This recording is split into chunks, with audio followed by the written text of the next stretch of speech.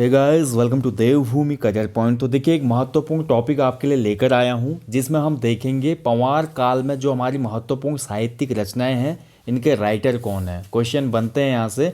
तो हमारा जो पहले का पंवार शासन रहा, यानी कि प्रद्युमन शाह के टाइम तक का, और उसके बाद जो हमारा उत्तरवर्ती पंवार शासन रहेगा मानवेंद्र शाह तक, इस दरमियान जितने भी महत्वपूर्ण ग्रंथ या जो भी रचनाएं हुई उनको यहाँ पे संकलित किया गया है। एग्जाम दृष्टि से बहुत महत्वपूर्ण है। जिन लोगों का अभी 10 तारीख का एग्जाम है आबकारी प्रवर्तन का, उनके लिए तो महत्वपूर्ण है ही, साथ ही जो लोग आगे के ग्रुप सी एग्जाम्स की तैयारी कर रहे हैं तो उनके लिए भी एक महत्वपूर्ण इतिहास का एक बोल सकते हैं स्टैटिक टॉपिक है। ये बोल सकते हैं कि इतिहास जो हमारा पंवार वंश का था, उत्तरवर्ती पंवार शासन और हमारा परवर्ती पंवार शासन, तो इन दोनों से ही महत्वपूर्ण रचनाओं का संकलन यहाँ पे किया गया है। तो पहली रचना देखिए, फतेह प्रकाश। ठीक है, तो फतेह प्रकाश जो ये रचना की थी, ये रतन कवि ने की थी। अब देखिए, यहाँ पे ज़्यादा डिटेल में मैं बात नहीं करूँगा क्योंकि आपको सिर्फ याद रखना है पुस्तक कौन सी थी, राइटर कौन सा था। ठीक है, अब देखिए फतेह प्रकाश, थोड़ा मैं ट्रिक बता दूंगा। मतलब फतेह प्रकाश, कोई भी चीज़ प्रकाशमान है तो क्या होगी, एक रत्न ही तो होगी ना। कोई भी प्रकाशमान चीज़ एक रत्न के समान होगी, तो आपको याद रखना है प्रकाश जैसे याद आएगा तो रतन कवि। ठीक है, अगला देखिए रामायण प्रदीप। तो रामायण प्रदीप जो है हमारी मेधाकर शर्मा जी की है। ये भी महत्वपूर्ण एक रचना है, रामायण प्रदीप। ठीक है, अब मेधाकर शर्मा जो थे हमारे, ये हमारे प्रदीप शाह के राज पंडित थे। मेधाकर शर्मा, इन्होंने ही रामायण प्रदीप की रचना की।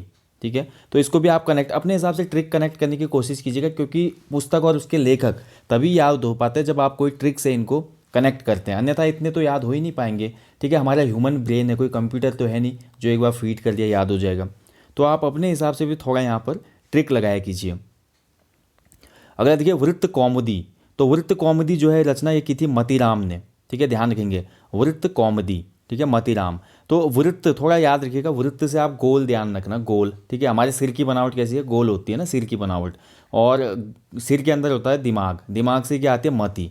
ठीक है, तो ऐसे आप थोड़ा कनेक्ट कीजिएगा। वृत्त कौमुदी किसने लिखी, मतीराम ने।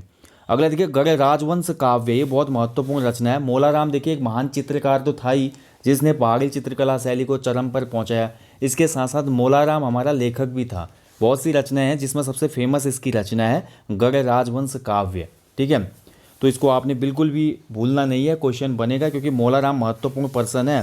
पंवार वंश के इतिहास में हम देखते हैं, या उत्तराखंड के चित्रकला इतिहास से देखें, या हम साहित्यिक इतिहास में देखें, तो मोलाराम का नाम बहुत महत्वपूर्ण है। इसके साथ साथ मोलाराम तुंवर की जो रचनाएं थी, एक पॉइंट आपको बता देता हूँ, किस भाषा में थी, ब्रज भाषा में। ठीक है, रचनाएं किसमें की मोलाराम तुंवर ने, ब्रज भाषा में। पूरा नाम इसका मोलाराम तुंवर, या तोमर भी बोला जाता है कहीं कहीं पे, वैसे तुंवर है सही।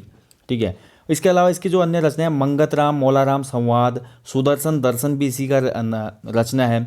इसके साथ साथ इसकी एक रचना है गणिका नाटक, ये भी याद रख लें आप। ठीक है, रण बहादुर चंद्रिका भी इसकी रचना है, और गढ़वाल कथा भी इसी की है। ठीक है, गढ़वाल कथा, ये भी याद रखें, गढ़वाल कथा। तो मोलाराम बहुत इंपॉर्टेंट पर्सन है भैया एग्जाम के लिए, आपको सभी चीज़ें याद रखनी होंगी मोलाराम से रिलेटेड। कभी क्वेश्चन बन जाता है कि मोलाराम गढ़वाल का महान चित्रकार कौन था, कभी क्वेश्चन बनता है मोलाराम का पारिवारिक पेशा क्या था, तुंवर जाति का था, सुनार जाति के थे लोग, यानी कि सुनार का पेशा था इसका पारंपरिक। ठीक है, तो जितने भी फैक्ट हैं इससे जुड़े हुए उसको आप याद कर लें। अगला देखिए प्रेमी पथिक। तो प्रेमी पथिक जो रचना की थी, ये तोताराम गैरोला ने की थी, बहुत ही महत्वपूर्ण, ये भी याद रखिएगा। ठीक है, प्रेमी पथिक किसने लिखी है, तोताराम गैरोला जी ने। तो देखिए आप इसको भी कनेक्ट कीजिए। देखिए तोता जो होता है ना, तोता जो भी हमारा कॉपी कर लेता है तोता चीज़ों की, तो तोते से हमको बहुत प्रेम होता है। पक्षियों में एक ऐसा पक्षी है तोता जिससे हम प्रेम करते हैं। तो प्रेम पथिक जैसे आप याद रखिए, यानी कि पथिक कोई प्रेमी था, पथ में जा रहा था, और पथ में उसको जंगल में क्या दिख गया, तोता। तो प्रेमी पथिक किसकी रचना है, तोताराम गैरोला की। चलिए बढ़ते हैं अगला, मानोदय काव्य, बहुत ही महत्वपूर्ण है। देखिए मानोदय काव्य ये भरत कवि की रचना है। ठीक है, भरत, यहाँ पे भारत हो गया, इसको क्लियर कर लीजिएगा, सही कर लीजिएगा, करेक्ट कर लीजिएगा। तो भरत कवि की रचना है मानोदय काव्य, ध्यान रखेंगे। ठीक है, भरत कवि भी एक महत्वपूर्ण नाम है, और भरत कवि से बहुत क्वेश्चन बनते हैं, क्योंकि भरत कवि के साथ एक उपाधि भी जुड़ी हुई थी। ध्यान रखेंगे, भरत कवि के साथ एक उपाधि भी जुड़ी हुई थी, ज्योतिक राय की। ये क्वेश्चन भी बनता है, भरत कवि को ज्योतिक राय की उपाधि किसने दी थी। तो भरत कवि को ज्योतिक राय की उपाधि जहांगीर ने दी थी, और ज्योतिक राय का जहांगीर विनोद भी एक रचना है, ये भी याद रखिएगा। ठीक है, जहांगीर विनोद भी भरत कवि की ही रचना है। इसके साथ, मानोदय काव्य भी महत्वपूर्ण है, याद रखिएगा। चलिए ठीक है। मानोदय काव्य भरत कवि, थोड़ा इसको भी आप कनेक्ट करने की कोशिश कीजिएगा। हर भारतवासी के मन मन में देश बसा हुआ है ना, हर भारतवासी के मन में भारत बसा हुआ है, तो मन में मानोदय, मन से मानोदय, भारत से भरत कवि, ऐसे थोड़ा कनेक्ट कीजिएगा। अगला देखिए फतेह शाह कर्ण, तो फतेह शाह कर्ण जो है जटाधर मिश्र की रचना है, ये भी महत्वपूर्ण है फतेह शाह, क्योंकि फतेहपति शाह अपने टाइम पीरियड का एक महान और प्रतापी राजा हुआ जिसने साम्राज्य का विस्तार किया। शिवाजी के समतुल्य इसको माना जाता है, ठीक है। और बहुत ही महत्वपूर्ण है। पुरिया नैथानी जो था गढ़वाल का चाणक्य, इसी के दरबार में था। क्वेश्चन निकल के आते हैं फतेहपति शाह से भी बहुत से। तो फतेह शाह कर्ण, तो कर्ण देखिए जटाधर मिश्र, जैसे फतेह शाह कर्ण याद आएगा आपको, कान, तो कान मतलब किसी की जटाएं होंगी ना लंबी सी, तो कान तक फैली होंगी वो, तो जटाओं से जटाधर मिश्र याद आ जाएगा। कर्ण से आप कान लगाइएगा, ठीक है। तो ऐसे कनेक्ट कीजिएगा। मैं थोड़ा ट्रिक भी दे रहा हूँ आपको, हो सकता है आपको पसंद आए ना आए, लेकिन ये काम की चीज़ है। अगला देखिए सभा भूषणम, ठीक है। सभा भूषणम, तो सभा भूषणम रचना है हरिदत्त शर्मा की, और जो सभा भूषणम रचना है ना हरिदत्त शर्मा की, ये सुदर्शन शाह को समर्पित है। किसको समर्पित है? सुदर्शन शाह को समर्पित रचना है ये भी याद रखें, ठीक है। आप देखिए किसी भी सभा में भूषण तब लगेगा, कोई भी सभा सुशोभित तब होगी जब वहाँ पर जितने भी लोग हैं वो हरि का एक बार क्या करेंगे, स्मरण करेंगे, हरि भजन करेंगे, स्मरण करेंगे, तो ऐसी सभा में भूषण लग जाएंगे, यानी कि आभूषण जैसी हो जाएगी वहाँ पे कायाकल्प। तो सभा भूषण, भूषण से याद रखना हरि, जहाँ भूषण होगा, जहाँ हरि होंगे वहाँ भूषण होगा, ठीक है। तो ऐसे याद रखना है। अगला देखिए कीर्ति विलास, ठीक है। कीर्ति विलास जो रचना है वो हमारे सदानंद डबराल जी की है, बहुत महत्वपूर्ण है भी कीर्ति विलास। अब देखिए कीर्ति विलास को तो आप आराम से याद रख सकते हैं। देखिए जो भी आदमी विलास में डूबा होगा उसको हमेशा क्या आएगा, आनंद, सदा आनंद, तो क्या हो गया, सदानंद डबराल जी, ठीक है। तो कीर्ति विलास किसकी, सदानंद डबराल। अगला देखिए सर्व संग्रह शास्त्र, तो सर्व संग्रह शास्त्र सुदर्शन शाह की रचना है, बहुत महत्वपूर्ण है। सर्व संग्रह शास्त्र सुदर्शन शाह की रचना है, ध्यान रखेंगे। अब देखिए सुदर्शन शाह, सुदर्शन किसके हाथ में होता है, भगवान विष्णु के हाथ में होता है सुदर्शन चक्र। अब जिसके हाथ में सुदर्शन चक्र है उसके हाथ में संपूर्ण सृष्टि का संग्रह है, सर्व संग्रह है ना पूरी सृष्टि का, तो इसलिए आपने याद रखना है सर्व संग्रह किसकी रचना है, सुदर्शन शाह की। अगला देखिए जहांगीर विनोद, ऊपर मैं बात कर चुका हूँ, जहांगीर विनोद भरत कवि ने ही लिखा था, मानोदय काव्य भी भरत कवि का ही था, और जहांगीर ने ही भरत कवि को ज्योतिक राय की उपाधि दी थी, ठीक है, ज्योतिक राय की उपाधि दी थी। महत्वपूर्ण पॉइंट है, आपको याद रखना है। चलिए अगला देखिए गढ़वाल जाति प्रकाश, तो गढ़वाल जाति प्रकाश जो पुस्तक है ये बालकृष्ण शांति भट्ट जी की है, ठीक है, ध्यान रखेंगे। तो देखिए गढ़वाल जाति प्रकाश, तो जितनी भी जातियां हैं उनको प्रकाश में लाएगा, मतलब उन जातियों को एक करने का जो काम करेगा उस व्यक्ति में हमेशा क्या देखने को मिलेगी, हमें शांति देखने को मिलेगी, यानी कि उसका शांत चित्त होगा ना, तभी तो सभी जातियों में प्रकाश फैला रहा है। तो इस प्रकार से कनेक्ट करें, गढ़वाल जाति प्रकाश यानी कि बालकृष्ण शांति भट्ट, ठीक है। देखिए ये बहुत चीज़ें याद आएंगी आपको, आज अब ये वीडियो देख रहे हैं तो एग्जाम में अगर ये क्वेश्चन निकल के आएगा ना तो आपको याद आएगा कनेक्शन उस समय, ठीक है। जाति प्रकाश, गढ़वाल जाति प्रकाश, यानी कि प्रकाश की बात हो रही थी, प्रकाश, जातियों में प्रकाश तब होगा जब शांति होगी। शांति कौन था, मतलब बालकृष्ण शांति भट्ट। तो ऐसे तभी मैं आपको बता रहा हूँ ताकि आप याद रख पाएँ, लंबे समय तक याद रख पाएँ, ठीक है। अगला देखिए वृत्त विचार ग्रंथ, तो वृत्त विचार जो ग्रंथ है ये कविराज सुखदेव का है, ठीक है, ध्यान रखेंगे। ज़्यादा सोच विचार जो करता है क्या हो जाता है, सूख जाता है, वो कमज़ोर हो जाता है, ठीक है, ज़्यादा सोचना नहीं है, तो थोड़ा ऐसे कनेक्ट कीजिएगा, वृत्त विचार ग्रंथ रवि कविराज सुखदेव। अगला देखिए फतेह प्रकाश ग्रंथ, तो फतेह प्रकाश ग्रंथ है भूषण कवि का, ठीक है, ध्यान रखेंगे। तो फतेह प्रकाश ग्रंथ को कनेक्ट करने की अपनी ट्रिक खुद आप इन्वेंट कीजिए। गढ़वाल राज्ञा वंशावली, तो गढ़वाल राज्ञा वंशावली है देवराज कृत, ठीक है।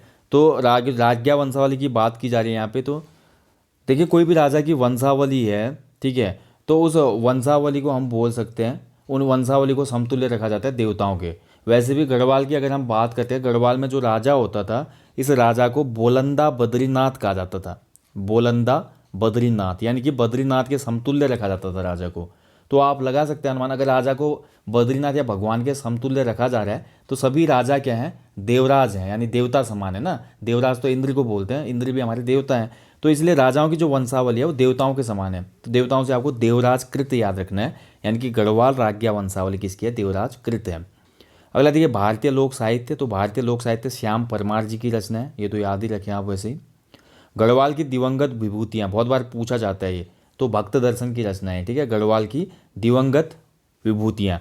तो कोई भी दिवंगत विभूतियाँ होंगी, देखिए गढ़वाल की हो, कुमाऊँ की हो, भारत की हो, संसार की हो, जितनी भी दिवंगत हमारी विभूतियाँ होती हैं, दिवंगत का मतलब होता है जो इस संसार को छोड़ के चला गया है, यानी कि जो भी इस संसार को छोड़ के चला जाएगा, ऐसे इंसान को क्या होंगे, दर्शन होंगे ना हरि के दर्शन हो जाएंगे, ऊपर जाके उसकी आत्मा को दर्शन होंगे। इसलिए गढ़वाल की दिवंगत विभूतियाँ जब भी दिमाग में आए, दिवंगत मतलब विभूतियाँ हो गई तो उनको अब दर्शन होंगे, क्योंकि भक्ति की थी उन्होंने, तो भक्त दर्शन याद रखिएगा। गोरखनाथ एंड कनफटा योगीज, तो गोरखनाथ एंड कनफटा योगीज बहुत महत्वपूर्ण है, ये जॉर्ज फ्रेजर की बुक है, ठीक है। फ्रेजर भी एक महत्वपूर्ण नाम है। जब हमारा जो हम ब्रिटिश कुमाऊं गढ़वाल पढ़ते हैं या उससे पहले का वृत्तांत पढ़ते हैं, फ्रेजर को हमारे नेपाल किंगडम में एक बार पकड़े भी लिया जाता है, तो बहुत बड़ी कहानी है, इतिहास में पढ़ते हैं हम। तो इसी फ्रेजर ने लिखी थी गोरखनाथ एंड कनफटा योगीज, ठीक है। यहीं पे देखिए एक और याद आ रहा है मेरे को पुस्तक का नाम, जिसका नाम है kingdom of Nepal, kingdom of Nepal, ठीक है। ये भी एक पुस्तक है किंगडम ऑफ नेपाल। और किंगडम ऑफ नेपाल जो पुस्तक लिखी है वो फ्रांसिस हैमिल्टन ने लिखी है, इसको भी याद रखिएगा आप। इसका राइटर कौन है, फ्रांसिस हैमिल्टन, ठीक है, फ्रांसिस हैमिल्टन। और गोरखनाथ एंड कनफटा योगीज ये जॉर्ज फ्रेजर ने लिखा है। इसके बाद देखिए गुलदस्त तारीख कोह टिहरी गढ़वाल, तो गुलदस्त ए तारीख कोह टिहरी गढ़वाल, तो ये लिखी है मियाँ प्रेम सिंह ने, ठीक है। तो यानी कि मियाँ प्रेम सिंह को टिहरी गढ़वाल से बहुत प्यार होगा, इसीलिए उन्होंने गुलदस्त तारीख कोह पुस्तक लिखी है यहाँ पे, ठीक है, ध्यान रखेंगे, ऐसे थोड़ा कनेक्ट कीजिएगा। अगला देखिए नरेंद्र हिंदू लॉ, तो नरेंद्र हिंदू लॉ जो है वो हरिकृष्ण रतोड़ी जी ने लिखा है, ठीक है। इसके साथ साथ हरिकृष्ण रतोड़ी जी की एक महत्वपूर्ण रचना और है भैया, वो है आपकी गढ़वाल का इतिहास, ठीक है। गढ़वाल का इतिहास किसने लिखी है, हरिकृष्ण रतोड़ी जी ने। कुमाऊं का इतिहास बद्रीदत्त पांडे जी ने लिखी है, गढ़वाल का इतिहास रतोड़ी जी ने लिखा है। और इसके साथ साथ नरेंद्र हिंदू लॉ इनकी ही रचना है, ठीक है, ध्यान रखेंगे। अगला देखिए जय विजय नाटक लिखा गया भवानी दत्त जी के द्वारा, ये भी महत्वपूर्ण है, ठीक है। तो जय विजय, ठीक है, कभी भी हम भवानी माँ का स्मरण करेंगे, शक्तिपीठ है ना माँ भवानी, तो हमारी क्या होगी, विजय होगी, जय होगी, विजय होगी। तो जय विजय नाटक किसने लिखा, भवानी दत्त ने लिखा, याद रखेंगे, महत्वपूर्ण है, ये भी 1911 के आसपास लिखा था इन्होंने। अगला देखिए गढ़वीर महाकाव्य, बहुत अच्छा है ये, देखिए गढ़वीर महाकाव्य, क्यों, क्योंकि गढ़वीर महाकाव्य के अंतर्गत हमारा, ठीक है, एक गढ़वाल का महान वीर था जिसको हम जानते हैं लोधी रिखोला, तो लोधी रिखोला के जीवन वृत्तांत पर हम बोल सकते हैं ये पूरा नाटक लिखा गया है, जिसको हम जानते हैं गढ़वीर महाकाव्य के नाम से, ठीक है, ध्यान रखेंगे। जो लोधी रिखोला था इस पर हमारा रूप मोहन सकलानी जी ने ये गढ़वीर महाकाव्य की रचना की। अब इसको कैसे याद रखेंगे, तो देखिए गढ़वीर महाकाव्य, ठीक है, तो गढ़वाल के किसी वीर की बात हो रही है तो वो देखने में रूपवान तो होगा ही, ठीक है। गढ़वाल के किसी वीर की अगर हम बात करें, लोधी रिखोला जो था वो बलिष्ठ होने के साथ साथ हमारा स्मार्ट भी रहा होगा, तो वीर क्या था, रूपवान था, यानी कि उसका रूप जो था बड़ा मोहक था, तो रूप मोहक था, यानी कि रूप मोहन याद आ जाएगा, रूप मोहन सकलानी जी। अगला देखिए गढ़वाली छंदमाला, तो गढ़वाली छंदमाला के जो रचनाकार हैं वो लीलानंद कोटनाला जी हैं, ठीक है। तो छंदमाला कोटनाला थोड़ा याद रखिए, छंदमाला जब भी हम सुनेंगे ना तो छंदमाला से हमको एक असीम आनंद की अनुभूति होगी, प्रभु भजन की जैसी अनुभूति होगी, यानी कि लीला के आनंद में हम खो जाएंगे, ठीक है। तो छंदमाला किसकी है, लीलानंद कोटनाला जी की। अगला देखिए रामायण प्रदीप, ये महत्वपूर्ण है, देखिए रामायण प्रदीप जो है मेधाकर शास्त्री की रचना है, आई थिंक हम ये पढ़ चुके हैं ऊपर। तो मेधाकर शास्त्री मैंने आपको बता दिया है, मेधाकर शास्त्री जो था हमारा प्रदीप शाह का राज पंडित था ये, ठीक है। रामायण प्रदीप किसने रचना की थी।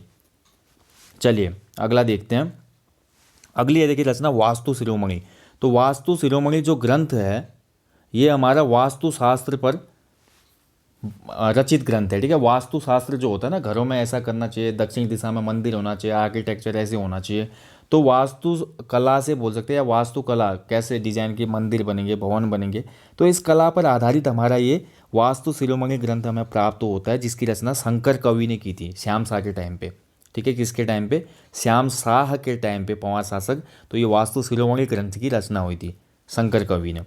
तो हमारे शंकर भगवान जो है वास्तु शिरोमणि है, वो पूरे संसार के वास्तु शिरोमणि हैं शंकर भगवान, ठीक है। तो ऐसे याद रखिएगा वास्तु शिरोमणि यानी कि शंकर कवि। अगला देखिए मोछंग काव्य, तो मोछंग एक वाद्य यंत्र भी होता है, बड़ा फेमस है मोछंग वाद्य यंत्र, है ना। मोचंग जो हमारा होता है वाद्य यंत्र होता है एक। तो मोचंग काव्य हमारा रचित किया चक्रधर बहुगुणा जी ने, ये भी महत्वपूर्ण है। तो देखिए कोई भी हम वाद्य यंत्र हो रहा है, कोई भी वाद्य यंत्र अगर बजता है तो उस वाद्य यंत्र की ध्वनि के चक्र से हम खुद को बचा नहीं पाते, ठीक है, और बहुत खुश हो जाते हैं। तो मोचंग जैसे आपको याद आएगा, याद रखना मोचंग की ध्वनि से चक्र पैदा हो गया, ध्वनि चक्र पैदा हुआ, मोचंग बजा, एक ध्वनि चक्र पैदा हुआ और उस ध्वनि में हम खो गए, ठीक है, अच्छे से याद रखना है। तो मोचंग हमारा एक वाद्य यंत्र होता है जो धातु का बना होता है, धातु का, ये भी याद रखें आप, धातु का। पशुचारक लोग बजाते हैं इस मोचंग को, ठीक है, पशुचारक लोग जो होते हैं वो इस मोचंग को बजाते हैं। ऐसे उत्तराखंड में एक वाद्य यंत्र और बहुत फेमस है जिसको बोलते हैं अलगोजा, ठीक है, अलगोजा, ये मुंह से ही बजाया जाता है अलगोजा, और इसको जोया मुरली भी बोलते हैं। जोया मुरली का मतलब होता है ट्विंस फ्लूट, जोया मुरली यानी कि ट्विंस। जैसे आपने बांसुरी देखी होगी ना, बांसुरी एक सिंगल ऐसे होती है बांसुरी, ठीक है, ये होती है बांसुरी। तो लेकिन जो ये अलगोजा होता है ये डबल बांसुरी वाला होता है, बिल्कुल ऐसे है, ठीक है, ट्विंस फ्लूट भी बोलते हैं इसको, इसलिए जोया मुरली। अलगोजा से भी क्वेश्चन बना है। तो मोचंग का किसने? चक्रधर बहुगुणा जी ने, ठीक है। तो ये थे आज हमारे पंवार शासनकाल के दरमियान जितने भी महत्वपूर्ण रचनाएं हुई थी उनके राइटर कौन थे।